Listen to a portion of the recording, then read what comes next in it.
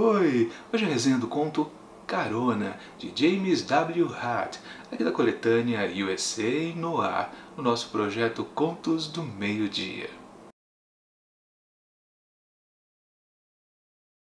Os dois gangsters insistiram em revistar Guy. Depois, sem deixar de hesitar, fizeram uma rápida pseudo-revista em Jump e se afastaram como se tivessem queimado as mãos. O mais alto contornou o carro e abriu o porta-malas do Olds.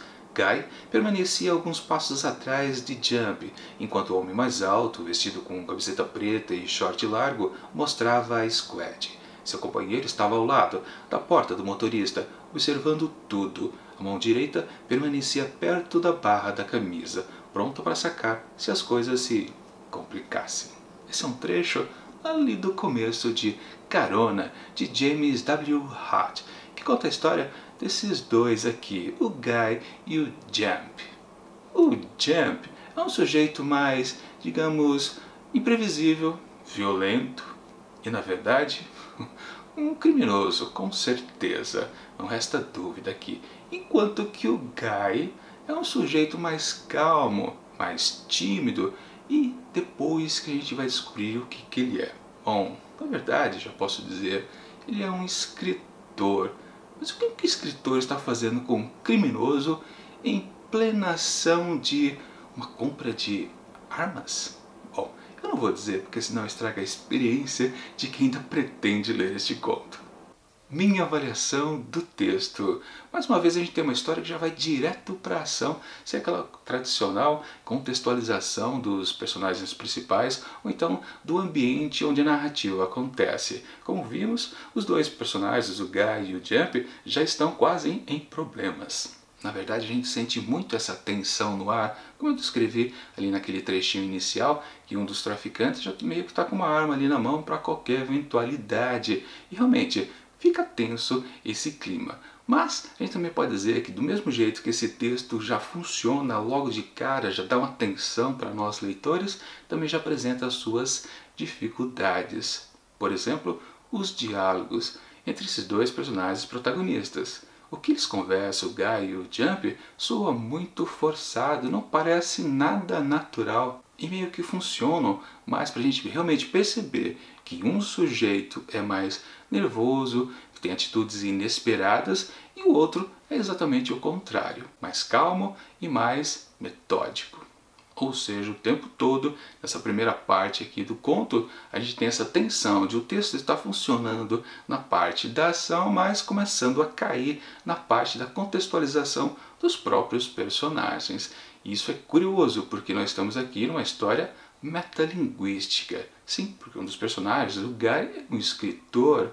E lá pelas tantas, a gente começa a perceber, peraí, ele está falando uma coisa aqui no corpo do texto que o próprio texto não está funcionando. Esse conto está dividido em três partes, e nessa primeira parte, dessa parte de ação, a gente não entende direito o que está acontecendo. A gente não percebe que esse personagem oficialmente é um escritor. Na verdade, já tem algumas entrelinhas que dá para sacar. Peraí, esse cara está fazendo uma pesquisa de campo. E sim, depois, quando entra a segunda parte, que até se apresenta como o inverso da situação. Se antes nós tínhamos um escritor que está fazendo a sua pesquisa, literalmente se metendo na malandragem para poder escrever sobre isso, nós temos na segunda parte o malandro, que é o Jump, tentando escrever alguma coisa. Mas é aí, justamente nessa segunda parte, que o texto começa a desandar de vez, soando mais e mais forçado. E acaba acontecendo algo muito curioso, meio irônico também, né?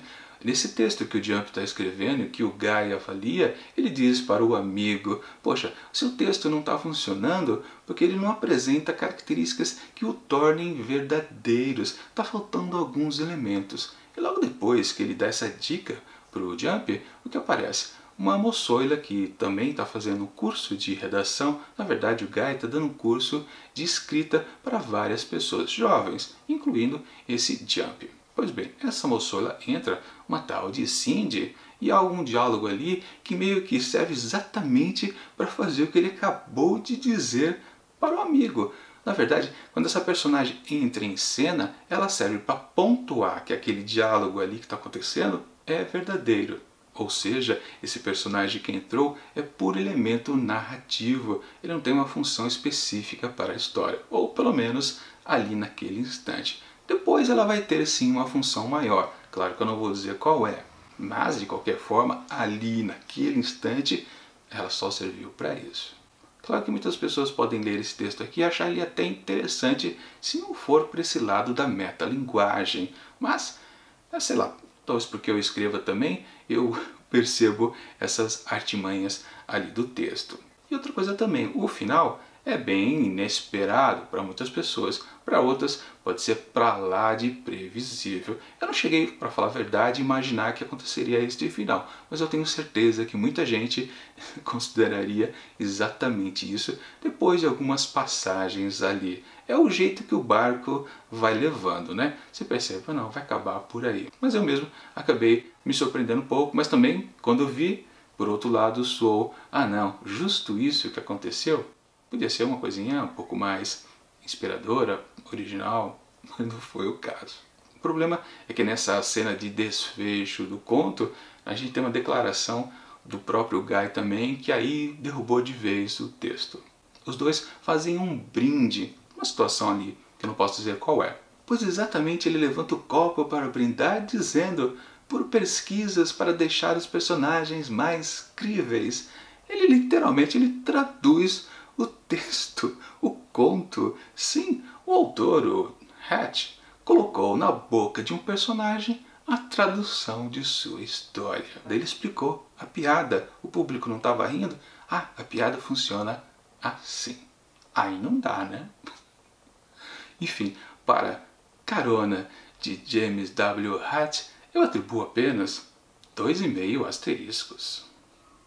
Bom, é isso. Semana que vem, na terça-feira, mais uma resenha de USA no ar com outra história sombria. Mas antes, em resenha de No Seu Pescoço, de Chimamanda Ngozi Adichie. Claro, tudo isso aqui no nosso projeto Contos do Meio-Dia. Enquanto esses dois vídeos não chegam, confira aqui do lado resenhas de outros contos também aqui do projeto. E até mais.